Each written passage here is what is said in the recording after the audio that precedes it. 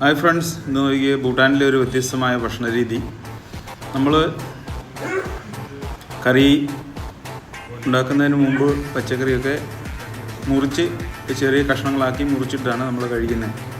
ഇവിടെ നോക്കി ഏതോ ഒരു ഭക്ഷണമുണ്ട്, അത് കൂണുകൊണ്ട് ഉണ്ടാക്കിയ ഒരു ഭക്ഷണമാണെന്നാണ് തോന്നുന്നത്.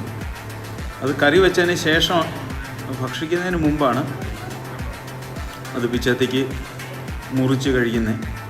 എനിക്ക് ഭൂട്ടാനിലുള്ള ഒരു അപ്പച്ചൻ കിട്ടിയ ഭക്ഷണം പിച്ചത്തേക്ക് മുറിച്ച് അത് പീസാക്കി കഴിക്കുന്നു. ഇവിടുത്തെ പ്രശസ്തമായ റെഡ് റൈസും ദാക്ഷിയും കഴിക്കുന്നു.